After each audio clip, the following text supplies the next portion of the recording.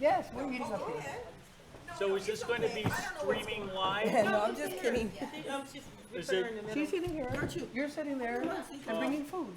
landing.wavestreetstudios.com? You're good, Jack. Oh, okay. Make sure you sit it on this, because it's still. Okay, you gotta put it on this.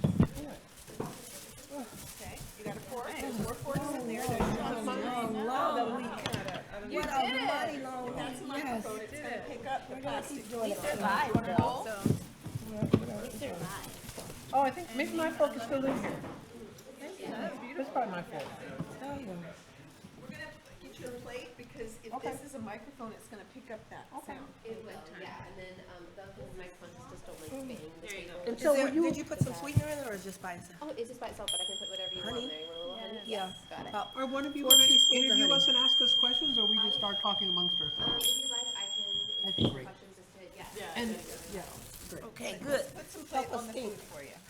After a tired day. I'm not thinking anymore. Shut down already.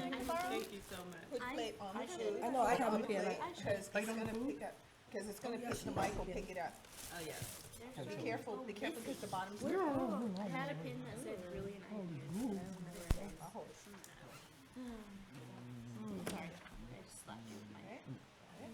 Is that tofu? No, it's fine. Again, we're gonna set it down there.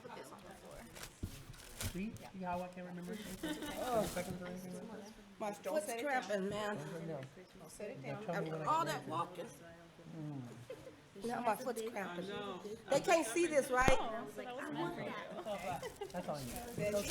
My foot is tore up. Don't set it down. Don't set it down. This is your role, since you're the older. I'm doing a, Hezekiah, do you want to come and get my umbrella?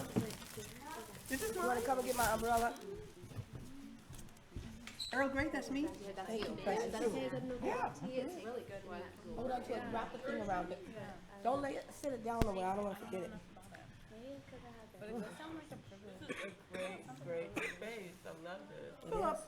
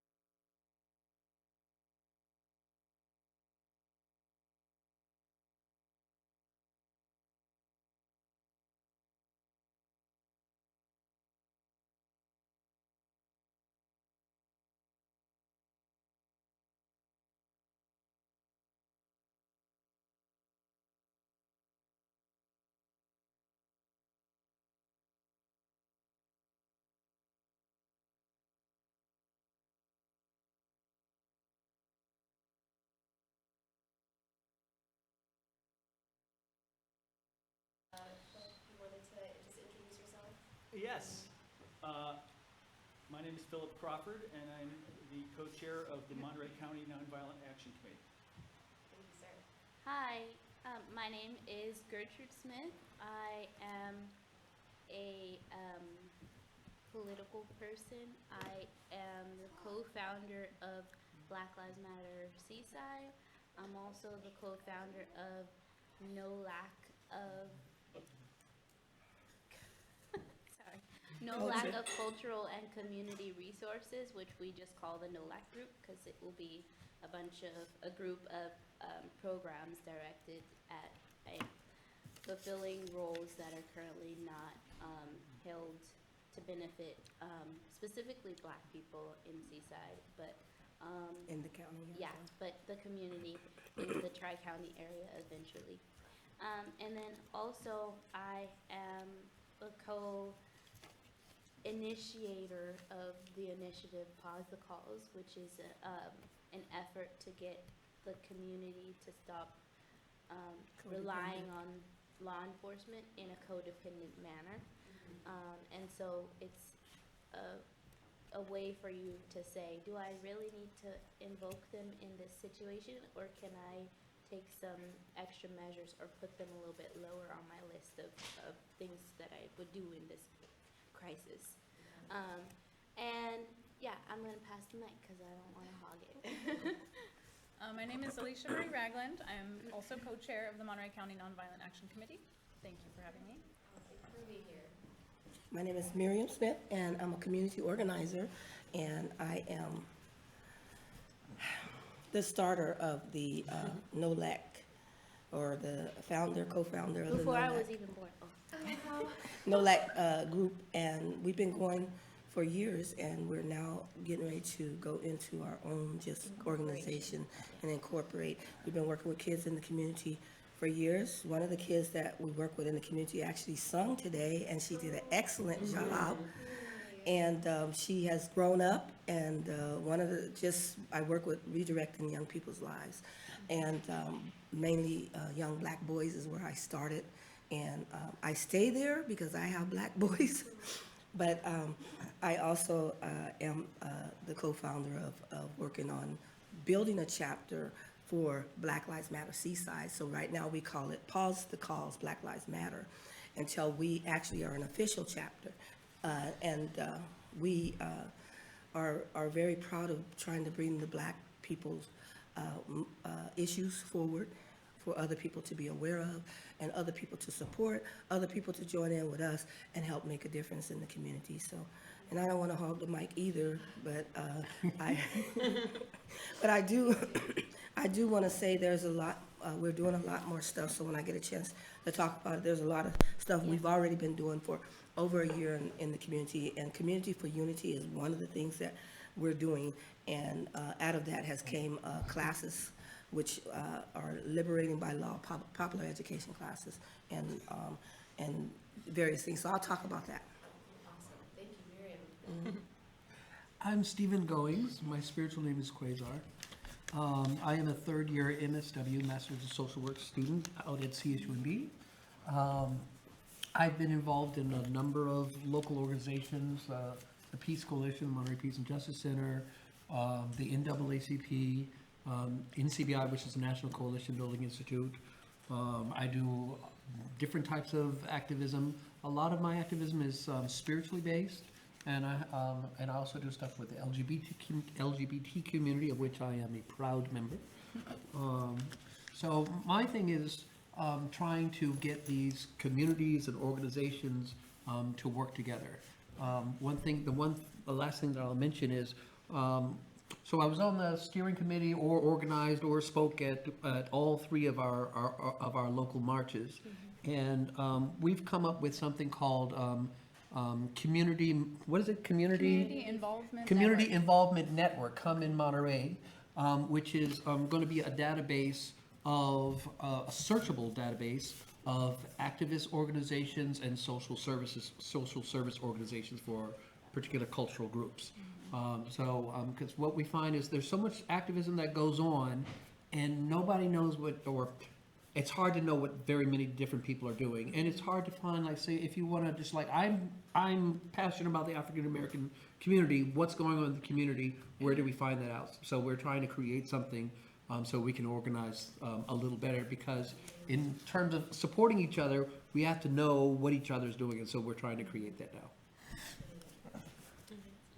So hi, good afternoon, well, good evening. My name is Jacqueline Smith, and I'm a Master's of Social Worker student at CSUMB, and I'm a first-year student. And I'm also the march organizer for the Women's March here that happened today at the school on campus. And this is my first time really being involved in any type of social activism. And it's something that I feel compelled to do. I love standing up for women and speaking on behalf of women. I am an oppressed African-American woman, and I didn't realize this until I took a class by Dr. Wright, and he taught me about internal oppression and what it means and what it looks like. And so once I was able to identify that, then I was able to stand up for myself, and then I began to stand up for others around me. And so based on that, I decided, you know what, our class was feeling some type of way. I'll call it feeling some type of way, because some people were upset, some people were in shock, disbelief, just all this range of emotions that they were going through. Some were just devastated and was just crying. And because when Donald Trump got elected.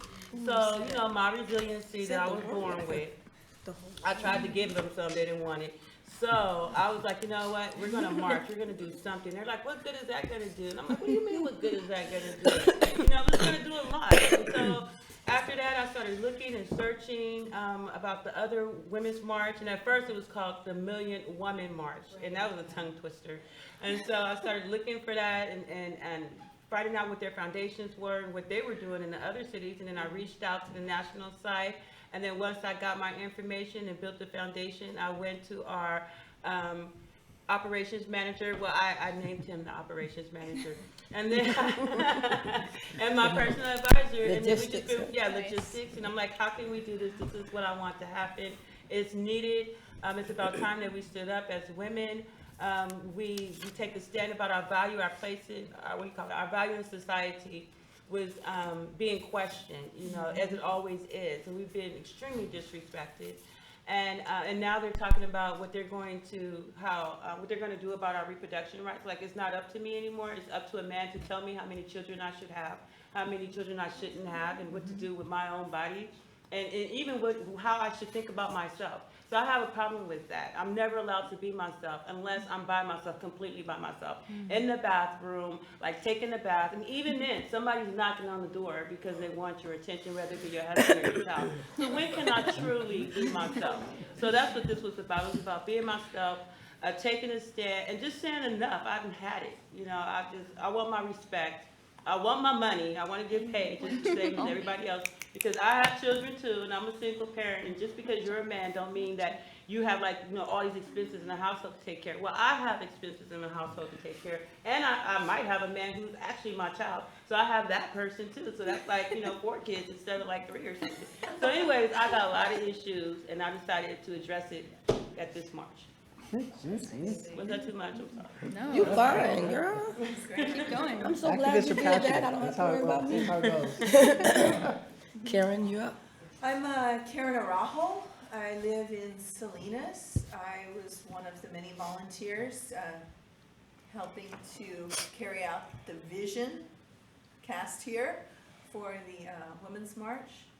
The hat I wore today, the hat I'm wearing today on the back says, "What would Dolores Huerta do?" But the hat I wore today was helping to lead the march, helping to be the program along with all those wonderful speakers. Personally, I like to do community organizing and coalition building. I love to match make people for their causes. I love to share deeply with people, have them share with me and say, oh my gosh, you gotta meet this person. I see the two of you doing work. I am mostly motivated by, I make my choices about how to spend my time by putting my faith in the forefront.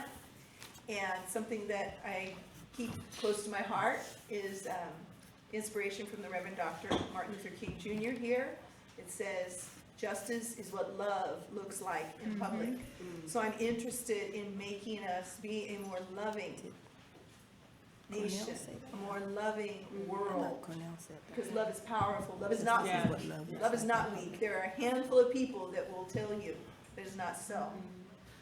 Unfortunately, it takes fewer people of bad intent to do great harm. It takes many more people who are committed to love, to be assertive, to be creative and make the change we need to see in the world. But that's okay. We're up for the task. I think we all saw that today. Yeah, yeah, people do. Awesome. You know, that has inspired me to change my first question, which is going to be something else, but what you just said leads me to the thought that I would like to, whoever feels up to answering this question, when it comes to discussion of the phrase, the personal is political, like what you just said spoke to that, I thought, so beautifully already, but what does that mean to you guys, and do you bring that into your activism, and did that have a role today, the personal being political, in the sense that people sometimes tend to separate those two things, maybe inappropriately? I will go first. Gertrude speaking.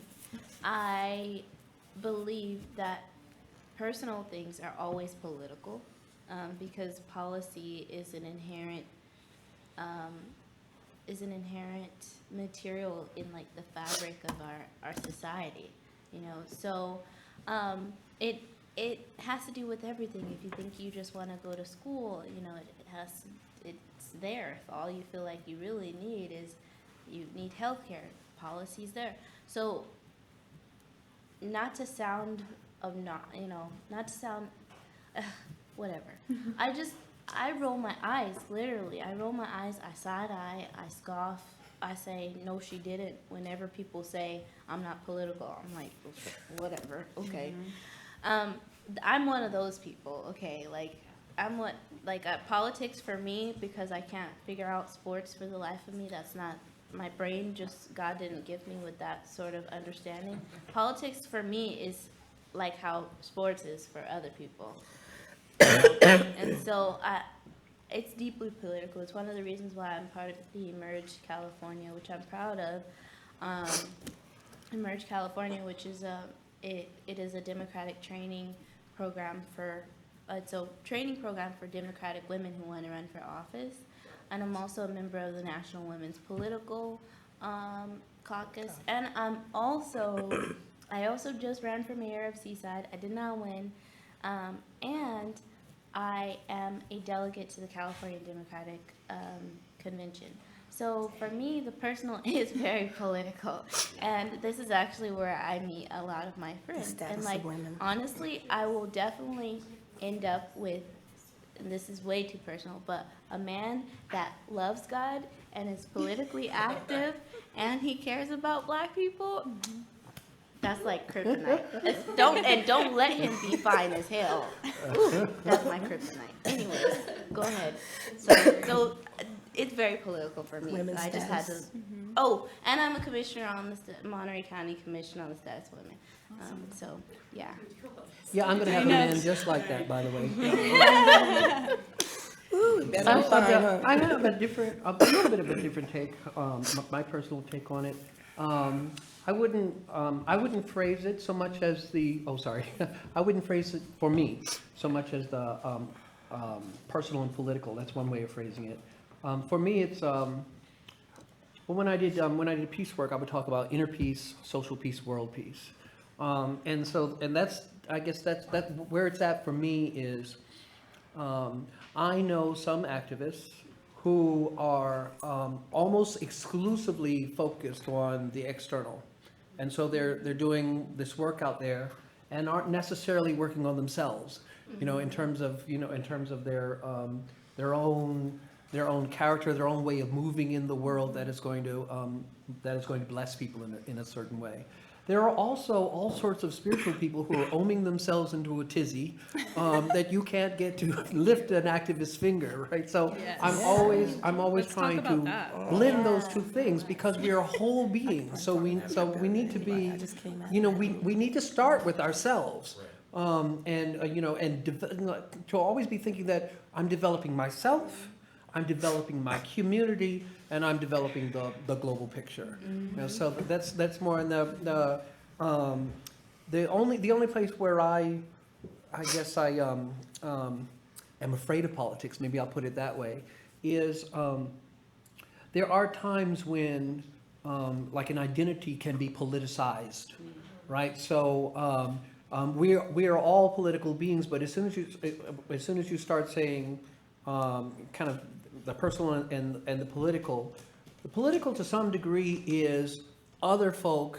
What you know, kind of, you will find that other folks' politics will be placed on you, and so there's a part of me that wants to resist, that wants to always say that I'm not an object just in your political world, in your political philosophy.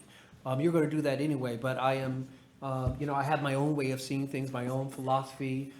So if I'm black and, you know, there's a black activist, and don't tell me that I'm doing black wrong, because that to me is part of, you can politicize an identity.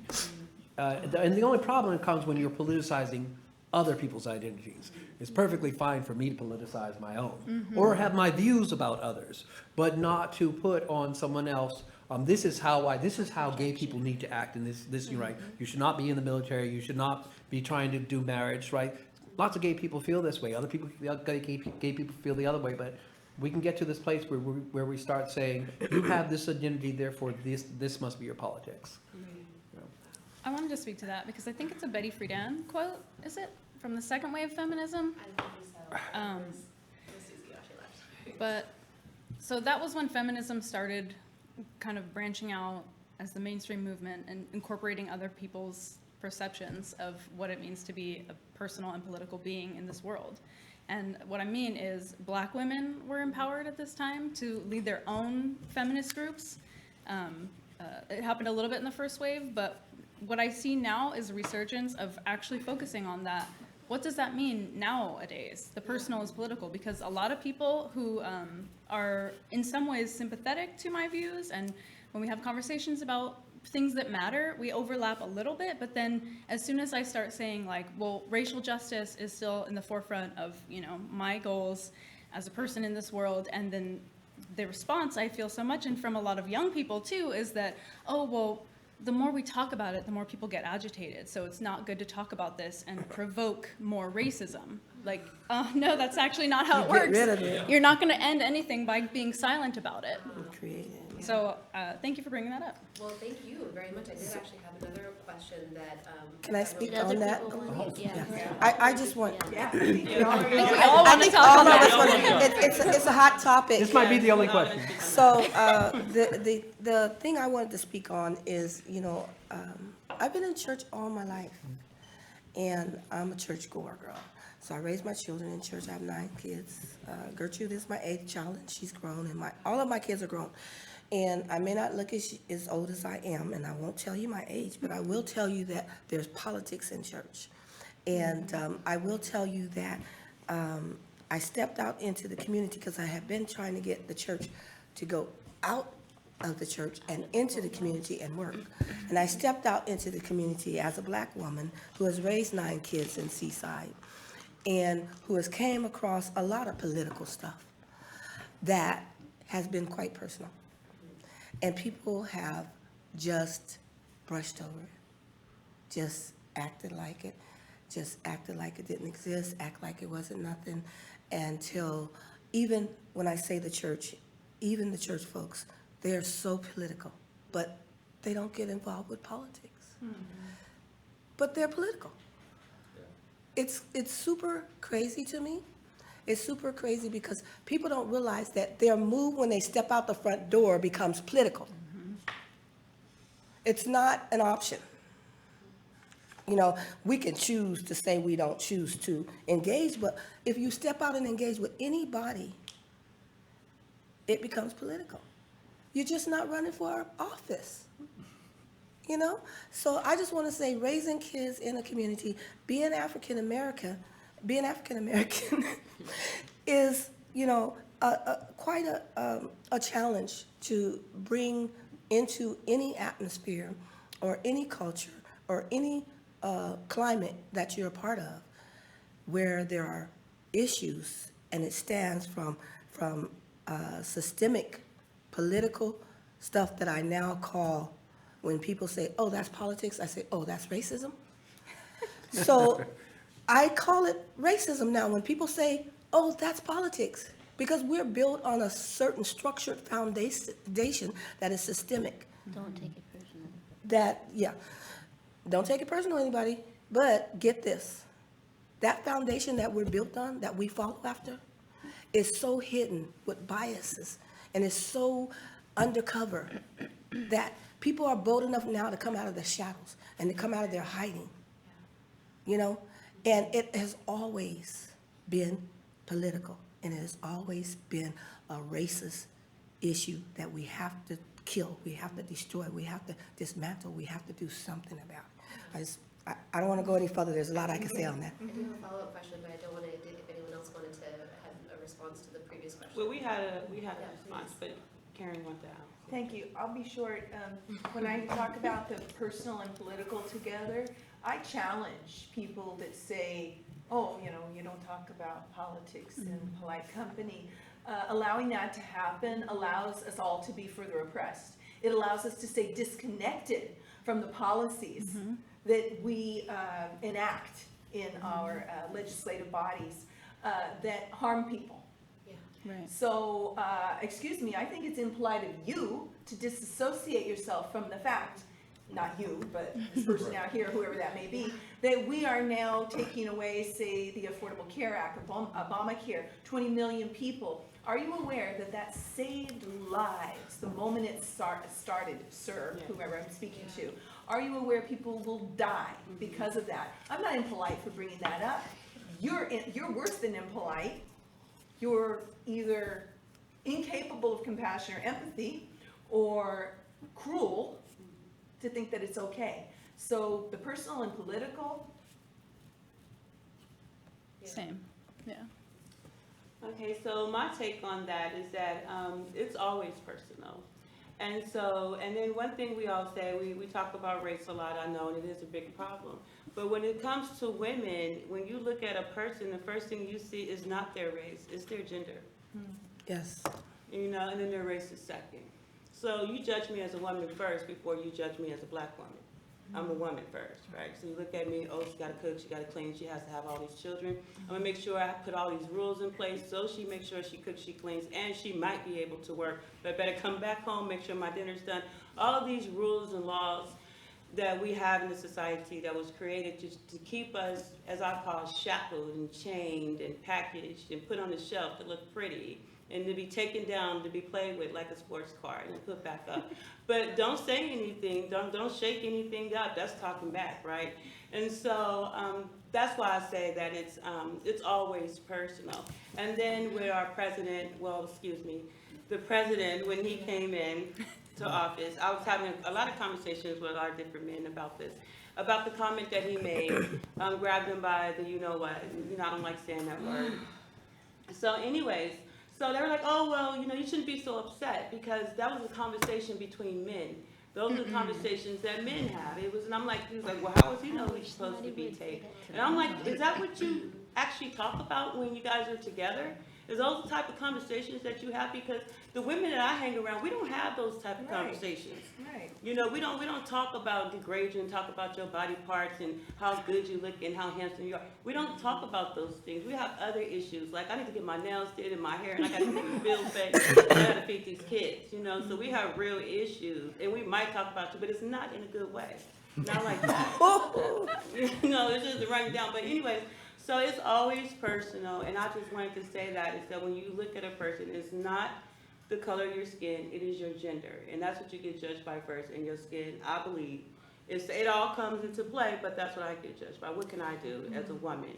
Would I hire her? Would she have children? Would she be reliable? Would she have all these problems? When they look at a man, they don't say, oh, will this man have to run home and take care of his children? Would he give birth? And they don't think of all those things, but they think about that with me. And then I'm working my butt off at work every single day, terrified that I'm going to get fired if I can't find childcare for my child? And who's supposed to pay for that in the first place? And all these things that they never, ever considered that are women issues.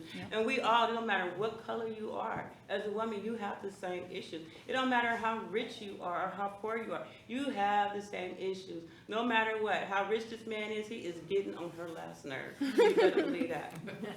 Philip, are you cool? Yes, so human beings are social animals. And part of what that means is that the way we behave is the way we have learned to behave. And we live in a society, and America has always been this way. America started as a society in which power, which is what politics is about, political, economic, social, cultural power is very highly concentrated. And many people are deprived of power based on a lot of usually made up reasons. And as children, we learn how to relate to each other based on politics, based on the way that social and political power is distributed. And we relate to each other differently based on what we've learned. And so if a person says, so politics actually affects almost everything we do. Every interaction we're having with other people has a political element because there's always a power issue going on almost all the time. I mean, when a black man is stopped by the police, I mean, that's not just a personal encounter. There's a whole political dimension to that, and it's a historical dimension. It has to do with the way that officer, their whole history, and what the role of the police has always been in American society, and what that particular cop learned growing up, et cetera. It's all politics. And even if the policeman is black, I just want to point that out. Right? And Yeah. if a person says, I'm not political, they're really just kidding themselves.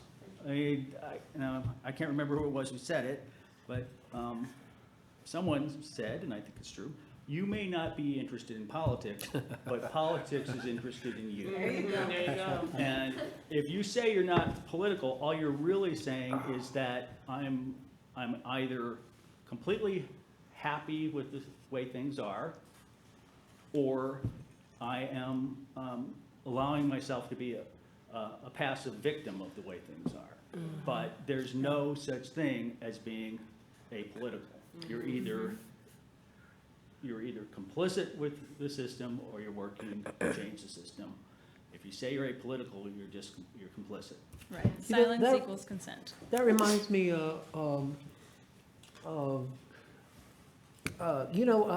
when they said Africans Africans were worth, or slaves were worth, 3/5 of a person. This actually, I don't think we very often think of it this way, but this is one of those places where, so these people are not political at all because they're not part of the country, right? They have no political power. But what people I don't think realize it was that that meant that the white people had their vote plus 3/5. So the politics was interested in them because that actually gave the South more voting power than the North, and which was why this was perpetuated so forth, because those Africans were being counted, right, towards the representation, so how many representatives they had, how many electoral stuff they had, so right, so Which is even how we ended the up folks, with Donald Trump. right, so Right. people who had no actual political power, the political system was interested in them and counting them and using their bodies not just for the labor, but to actually give themselves political power as well. And I just want to say to what Jackie said about the men responding to her like that, like this was a conversation between men. I just want to say that if I had 3 wishes, I would spend all 3 of them on wishing somebody would say some mess like that to me. Say one more thing.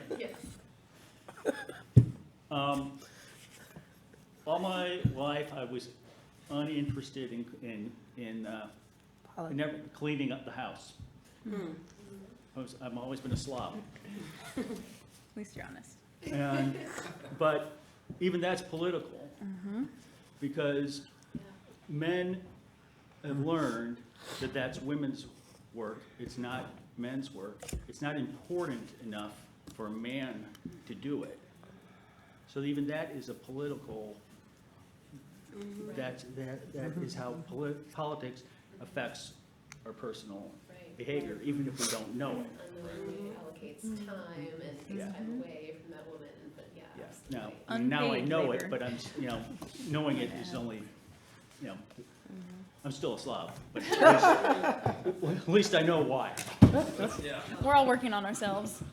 I'm gonna grab this. So do we need to press anything on these, or are they already on? Not at all, yeah, they're already on, and I just realized that my question couldn't be heard because I was holding this. Oh. But, so I want, or I'm sorry, I don't wanna make you guys all the way over to this side. Over here. So I wanted to ask, sort of as a follow-up to what you were saying, Miriam, in relation to what a lot of you guys said, just a question about how you deal with, and then after this we'll maybe get to a lighter question, because I know it's been a very long day, all of you amazing soldiers. How in your activism have you dealt with that sort of poison of just like liberalism, especially white liberalism, that just sort of wants to feel very pleased with itself for believing in equality and wanting to, just like, I don't have any bad feelings in my heart, I'm a good person, but don't take the next step to understand what's actually required to make change. How do you guys come up against that barrier and that problem, and what has been your experience with that? So that brings us to why I did the first Black Lives Matter event in Seaside on July the 13th. Why I decided to move forward with that is because being around liberals, progressives, and people that are moving forward, but they were leaving the black people behind, even in Seaside. Right now, 1 in every 12 African Americans are in prison, 1 in every 44 Latinos, and 1 in every 81 white are in prison, and they were being left behind. But I was marching with soldiers in Salinas and protesting, and as I marched with soldiers in Salinas and protest because of the 5 guys that were killed by the police in Salinas, I'm behind me hearing people say, all lives matter. And I'm like, I'm right with these people, but they talking about all lives matter. What? And I'm like, but I'm marching with them, but will they march with me? That was my thing. Will they march with me?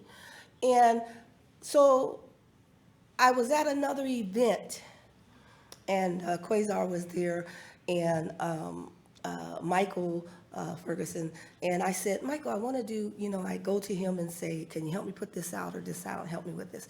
And I want to do a Black Lives Matter rally, because I was at one of the people's 2nd year anniversary of the death, protesting on the corner in Salinas, and what I notice is I'm always going to other people's things. And I never see people coming to stand up for us. Even our icons in the community have blended into the community. No longer does anybody really stand up for the issues. And too many of our young black boys and men are in jail.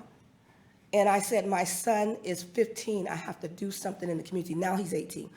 And I have to do something in the community. So I started doing a lot more stuff in the community, organizing and stuff. And so I said, can you help me do this Black Lives Matter thing? Get the word out. So that's what I said to Michael, and then to Quasar, and then to a friend, Wes White, who helps with homeless issues.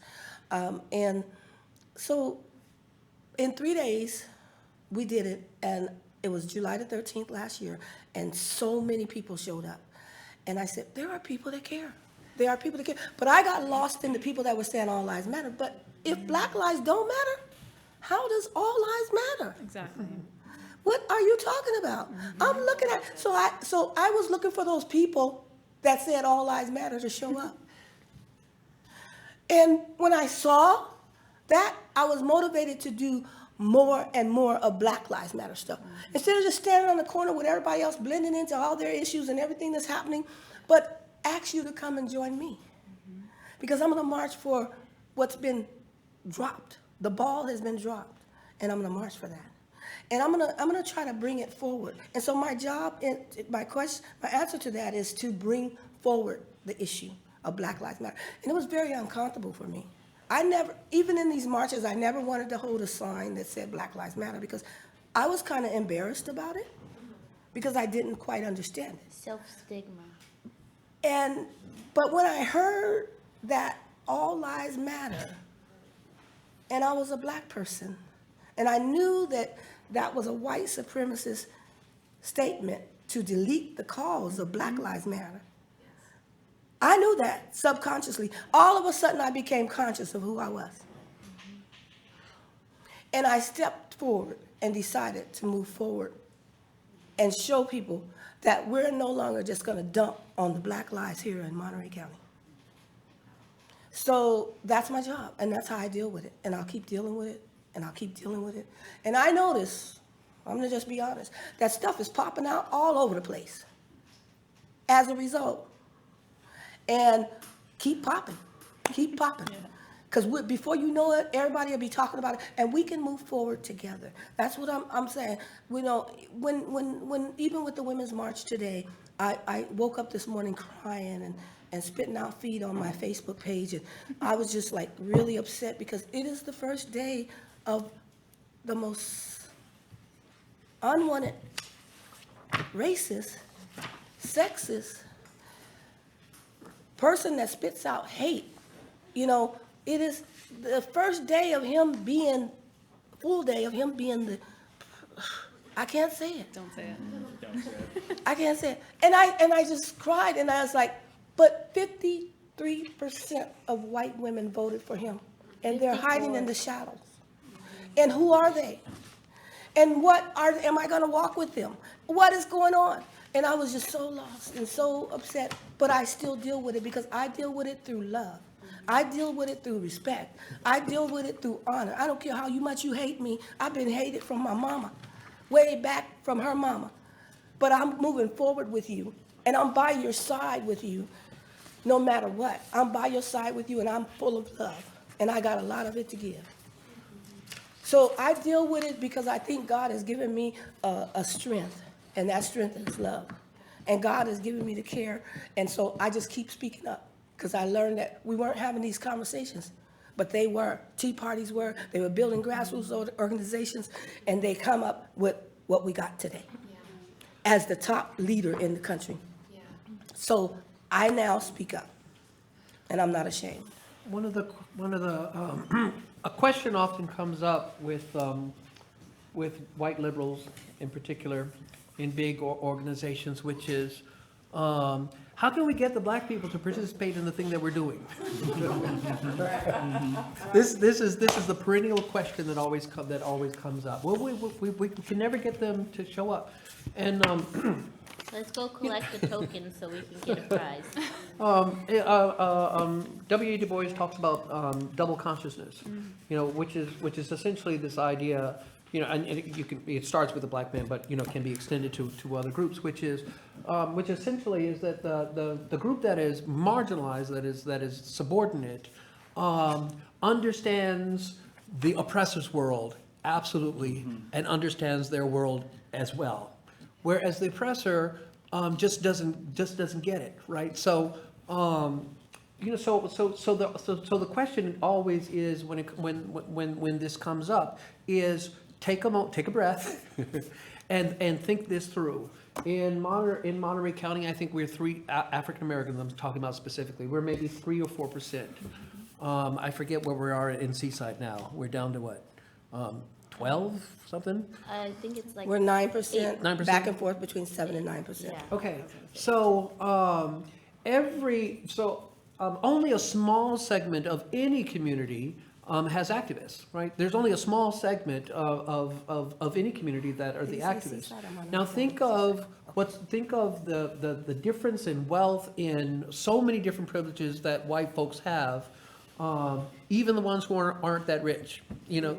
And the issues that are going on in these minority communities are such that we cannot spare activists to go to your event.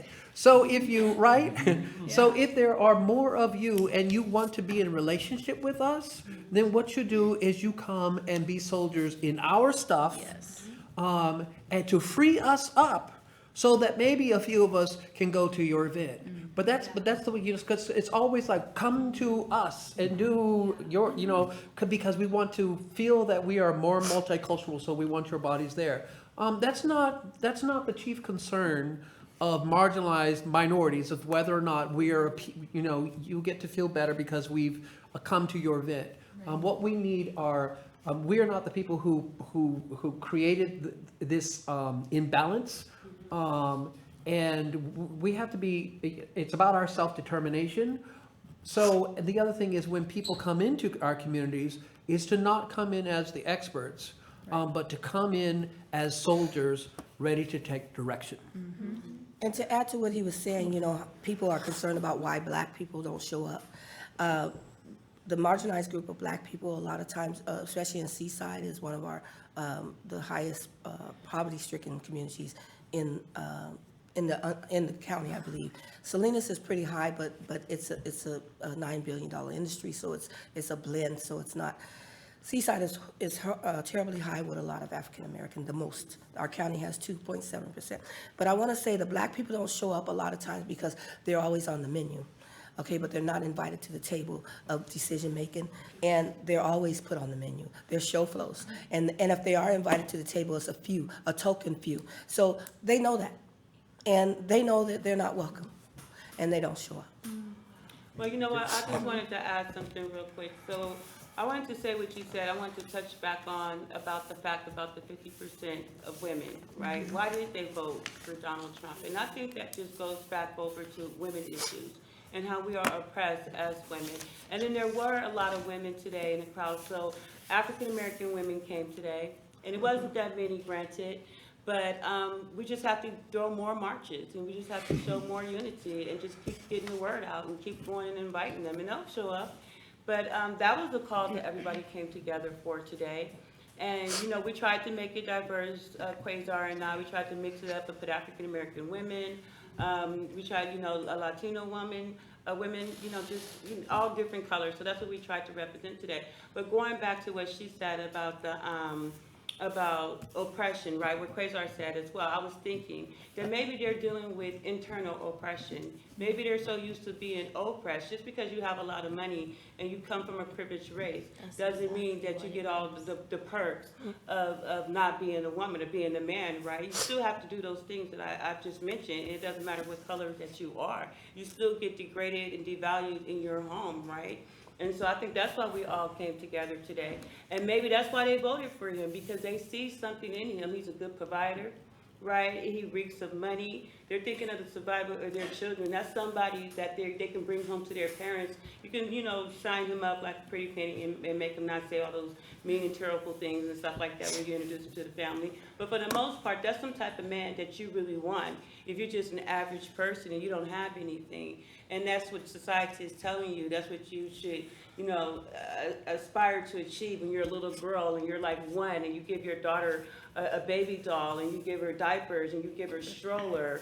And my daughter for Christmas had me buy my one-year-old granddaughter a stroller that was like $75. She had the diaper bag and everything. I'm like, why can't I buy her some blocks? We actually had an argument over that, or some Legos. Why can't she be an engineer? Why are you molding her to be somebody's mother and she's only one? And then you wonder why we have all these problems and we can't achieve anything or feel like we can't achieve anything.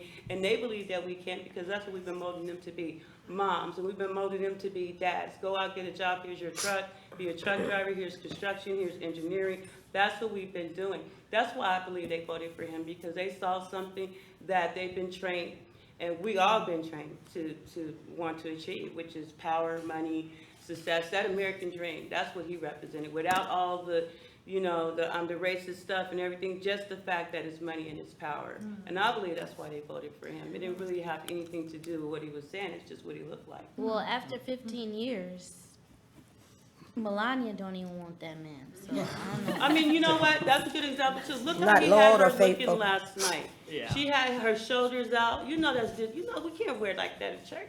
And then she had to split up and everything. I'm like, oh my goodness, she's showing leg all the way up. You She's can almost his, like she's right his, there. his I trophy, can't his believe it. trophy wife. She's, that's what I said, shackled, Yeah. right?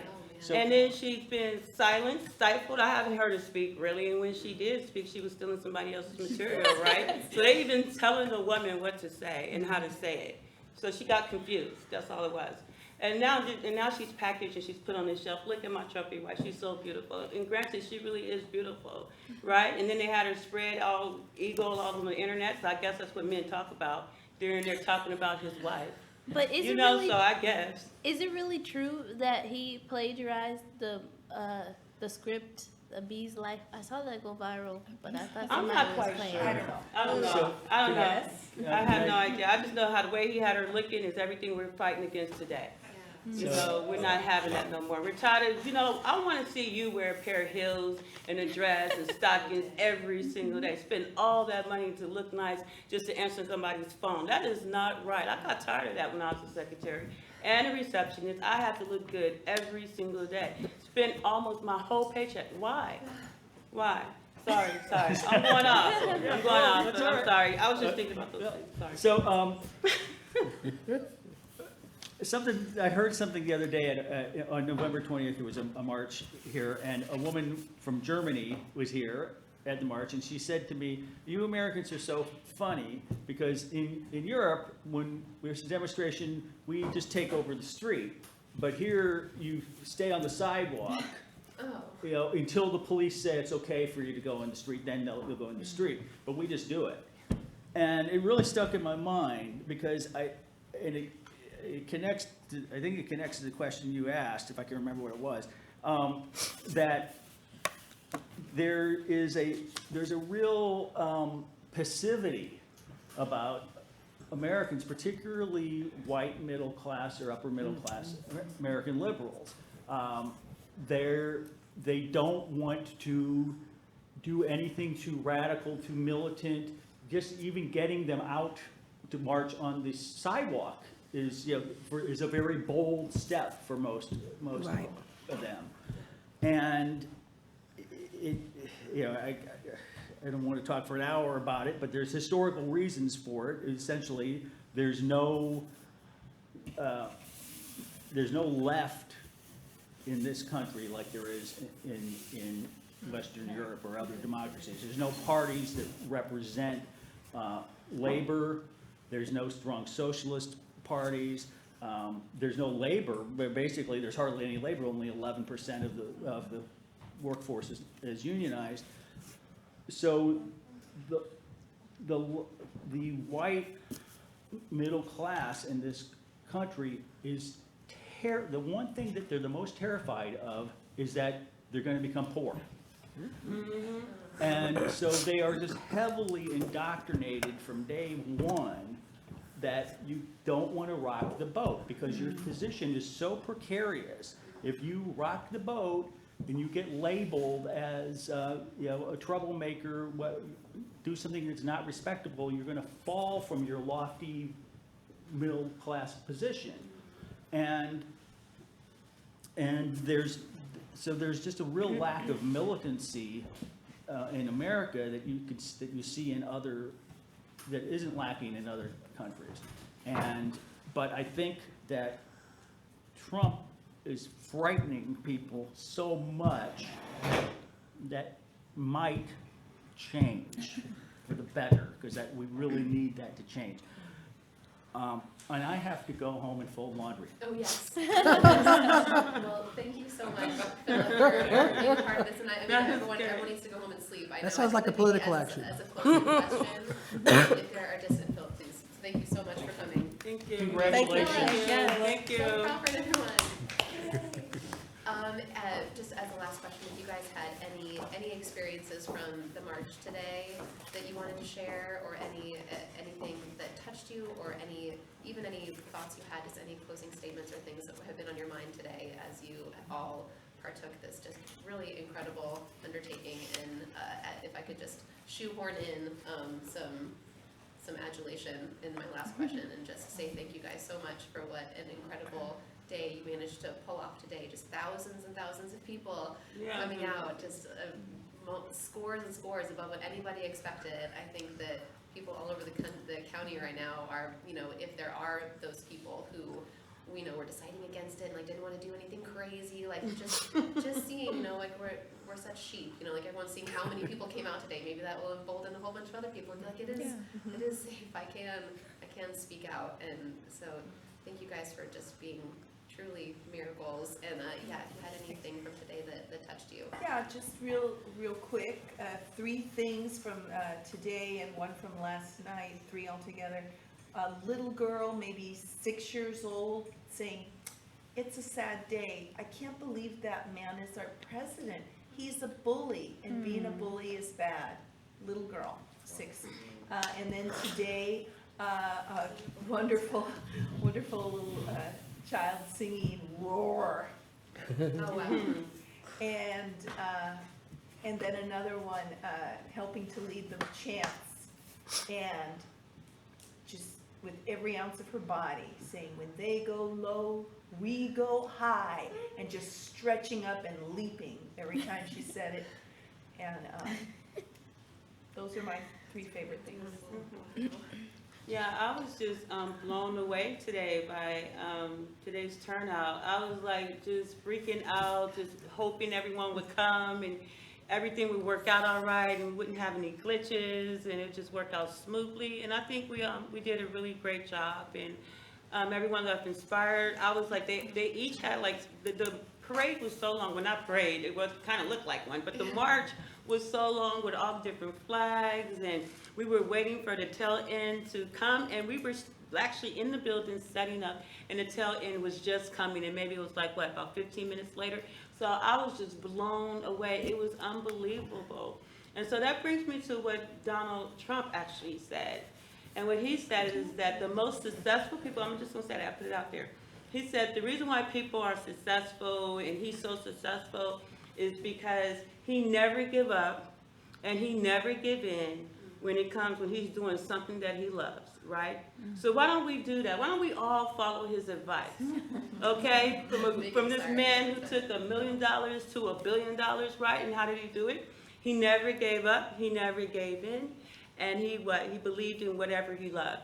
Did I say that right? Or did I mess it up? Okay, let's do that. Let's follow his words, take his advice. I had something to say, but I forgot, so I'll be last if I can. I just want to say that I think today it surprised the organizers, and where people expected 80 to 100 people, it was overwhelming. I looked back and said, "Look, millions are there, you guys, millions," and so I literally think it was about 10,000 people that showed up. Yes. And I said, "They won't stop coming. Look at I just like saw a vision. I like saw this vision. Look at the millions of people, you guys, millions are coming." And it's like, it was so blown away because I was up in the front and had no clue that many people, when I came on the grass, and wasn't that many people gathered. But they wouldn't stop turning the curves. We had turned 3 curves by then, and they wouldn't stop coming. And I was like, ooh, hungry people, bleeding hearts. And I was hoping people didn't go away with bleeding hearts. And so I kept thinking, we gotta reach them. So I would just love for the day, I left there thinking and love for the day to have a place that could hold bleeding hearts. So they don't walk away with bleeding hearts. They come hungry, they leave fed. So powerful. She's a prophetess. I do want to add that they were dancing in the street. Yes. Because we looked out there and they were dancing in the street. Each, like I was trying to finish, each group had their own little section. They were saying different chants. They were dancing. I went to Quasar and I was like, "Can I go out there and dance with them?" He was like, "No, you are the organizer. You have to stay. That is not fair. Why can't I go down there? They're having fun. I'm up here stressed out." But anyways, I'm sorry. I just wanted to put that out there. Yes, bleeding heart. But we was dancing. We are women now. We're going to be out there and party. That's what we was doing. Do you remember I'm what sorry, you were go. Oh, yeah, you want, okay. The thing that I liked the most at this rally, and I think all the rallies, was Trump's name only came up a few times. I mean, it really did. And you know that was the inspiration for all these. We're all like thinking about it, and like, that's really what pulled everybody out here, or so it seems. But we were really out there because we care about each other. And that is what he has really brought, because there are so many communities are under the gun and under fire, that people are not just scared for themselves, they're scared for each other. And so I just saw so many people coming up. The thing that I really like the best about the events, you know, often, so if you're in school and you're, you know, grad school or something, and you're talking about race stuff, and someone brings up women, they're like, oh no, we're talking about race right now. Right. As if women didn't have races. Right. Exactly. Right? And the same real. thing, so if we start, you know, if we start talking about women's issue, or LGBT issues, you know, and I bring up race, they're like, oh, wait a minute, we're not talking about race, we're talking about LGBT stuff, right? So what was fantastic about this was absolutely a women's march. Right. And we talked about racial justice, and we talked about LGBT. Like, we actually, for the first time, we really walked the intersectionality and understand that none of these, in our minds, we have these pure images that women is just women. You know, they don't no have, color. they're not Colorless. LGBT, they're not, you know, they don't have race, they don't have class. And this is what happens in the mind, but it never, nobody is raceless or genderless, you know, or classless.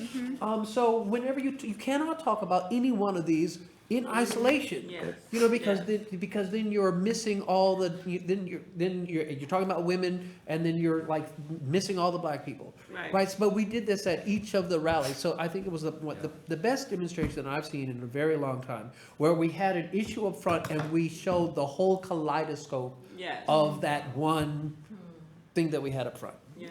I want to say too that the fact that Black Lives Matter, just standing Black Lives Matter, because black women and black children are marching, and they're coming forward too. Just the fact that Black Lives Matter was welcome today. Of course. Well, this is what the whole theory and idea of fourth wave feminism is supposed to be about, intersectionality. And so that's what we should definitely expect. I'm not an expert on women's studies. I personally don't even identify with the word feminist, but I do like looking at some of the histories. I obviously, as a black woman, that's probably not obvious to everyone, but as a black woman who identifies as, you know, being Pan-African, being of African descent, and living in America, I can say that I am partial to the histories of, you know, black feminists and womanists. And I do love and admire, you know, both the prominent and the less known black women warriors, whether they identify as warriors or queens. I would personally wear both of those titles, but I love the fact that they are really the ones who got us to this point here now, you know, because, you know, I feel like a lot of times, and whenever I do a perspective check, because I think it's good to be able to look at examine your perspective so that you're not projecting onto a situation like everyone else is supposed to have that perspective. I think it's easier to do a perspective check than it is to do a privilege check, because a lot of times people don't identify as being privileged, but at the very base of everything, people can and are willing to acknowledge that they see things different from everyone. And so if they see something different from people, maybe they're willing to realize, well, you know, that's my perspective. Well, what shaped that perspective? Well, those circumstances sound like circumstances that not everyone had access to. And that's kind of how you bridge into, yeah, I'm a prophetess too. That's kind of how you bridge into the talk about privilege with people who otherwise would kind of bristle at the thought of, because nobody wants to think of, well, what is privilege essentially? Privilege is when you have something that not only does someone else not have, but because sometimes when you have something that someone doesn't have, it could just be success, which is different. that doesn't hinge on privilege, but privilege exists when you have something because someone else doesn't have it. Yeah. And I think that's something that people need to understand. This is no one told me this. I can't cite it anywhere. This is just something that I figured out on my own. But I'm pretty sure I was conditioned by some people. I just can't cite my sources right now. So yeah. Anyway, I just wanted to say that's what even though I don't presently, I may identify as a feminist in the future. Who knows? I'm close to identifying as a womanist, but even still, there are certain things, that I feel like I would kind of sully the term if I identified as it. So because I don't follow all the rules. So that's why I'm like, so I think anyways, I'm not gonna keep holding the mic again, like I said. That perspective check thing, that's such a powerful tool. That's That just is. incredible. Yeah. I love that. Wow, thank you for that so Gotta much. use that. Yeah, I know, me too. That's genius. So what I took out, because this has really been a whole week, like the last 3 days have been Oh, really yeah. powerful. Oh, Yeah. But we started all this off on Monday. Wasn't a day Oh, off, Martin Luther King. it was a day on. And they said that that was the largest turnout it's been in 15 years, is that Yeah, right? over 15 years. So I'm not gonna say his name to legitimize him, because he will forever be illegitimate to me, but he may have inspired all of this, but he's not the reason why we showed up. Right. And you're absolutely right. I was really emotional on November 8th and November 9th and 10th and 11th, and it kind of came back this weekend. But it's because of this care that we have for other people. Like, I know that I have certain privileges, and even I'm not safe. What does that feel like for someone without my positionality? I don't want to think about it, but I force myself to. So having said that, Martin Luther King Day was brilliant, and then the weekend was really kicked off with Black Lives Matter, which was a very powerful march and a even more powerful series of speakers. I think everyone did a great job. And then on Friday with the People's Rally, it was supposed to be outdoors. A lot of us, myself included, had a kind of a broken heart that we were going to lose our public presence and our visibility right there on Del Monte at Windows on the Bay. But still, like 300 people showed up at Unitarian Universalist Church. Thank you, Karen, for helping with that location change last minute. Scareman. Yes. And then Jackie organizing this hugely successful Women's March in tandem with not only a national Women's March, an international show of solidarity, an international day of resistance against Like, we hate him tyranny too. and all forms of oppression, right? That someone is embodying right now. And so the whole week has just been phenomenal for me.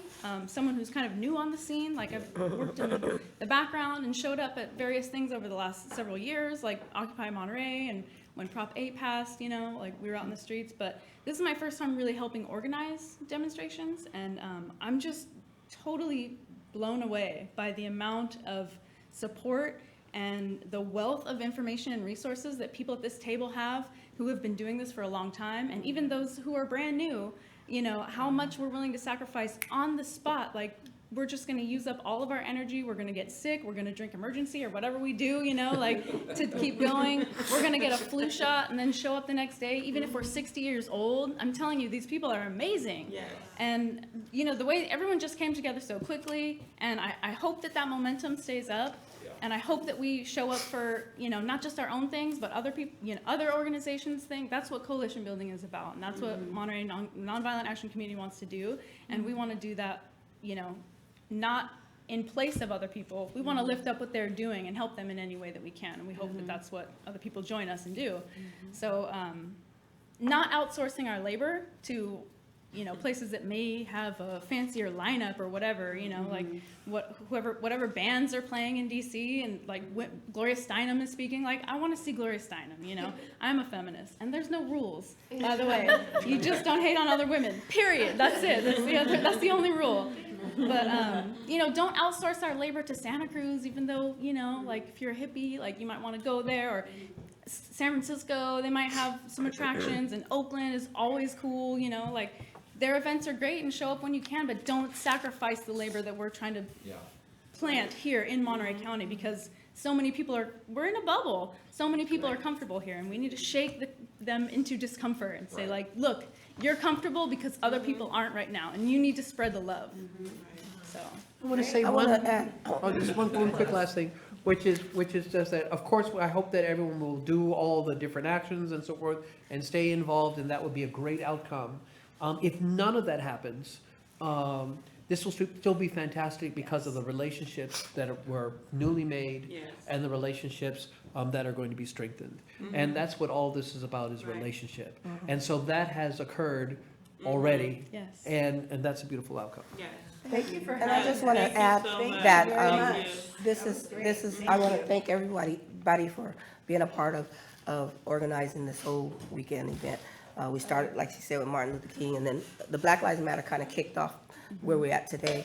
But I wanted to say that, that we are also doing What Next in our Community for Unity. And I want to mention that on Friday nights, from 6 to 9, we have a Liberating by Law study group. We have a class that's called Popular Education class.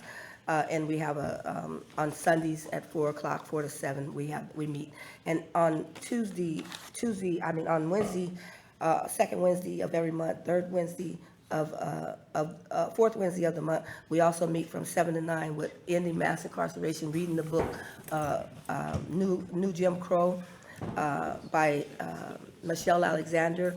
And we meet to try to help with ending mass incarceration and mass deportation, where people, to work with undocumented immigrants and the people, African Americans and Brown Americans that are in jails. So I just want to send a shout out for people to join us. We're at the Monterey Peace and Justice Center, 1364 Fremont in Seaside, California. Information in the video description for this too, and so, yeah, And Monterey County Nonviolent Action Committee, our next weekend does not conflict with any of her events, so you can do both. It's January 26th, next Thursday, from 6:30 p.m., not very late, because we don't want to take up all your time. We're deciding our next steps. We're a new organization, and we need all the input and resources that wonderful, brilliant, caring people are willing to share with us, so. put that info up too. Yeah. And yeah, again, thank you guys so much for being here. I mean, talk Thank about like you. being surprised at people that show up and don't quit. I mean, like, you guys worked the hardest this week and you came here. Thank you so much for. Oh, you're welcome. And I just want to add real quickly last is that as part of the Women's March, we want to keep moving it forward. We don't want it to end with just today. Yeah. So our next March, we're going to plan another one. So not quite so because we just started school, but we're going to plan another march because the goal is to keep hitting it and keep hitting it hard, right? So the way we were able to bring people together, now we want to continue that momentum. So we want to see if we can bring it together again, but this time a little bit more organized. And maybe instead of holding it on instead of holding it at the campus, we're going to hold it on the street. Stadium. Yeah. Right. Oh, yeah. So we're gonna take it to the people, so they don't have to drive so far this time and have to deal with parking. So that's what we're gonna do, get the right permits and do it there, why not? So we're gonna do it That's differently, but now it's gonna be where it should have been in the first place. All right. February is Black History Month. Yeah, On the and 25th of February, we're doing another Black Lives Matter, Pause the Cause, Black Lives Matter march, and we'll do showing the 13th at Monterey Peace and Justice Center On the 25th. on the 25th. The time will be announced, is to be announced. Good. Thank you. Thank you so Thank you much. guys so much. Oh my gosh, that was like such a treasure trove of incredible like wisdom and Good questions, too. And I could barely, I was crying. barely walk. I had to stab myself in the leg with a pencil. The whole day. And I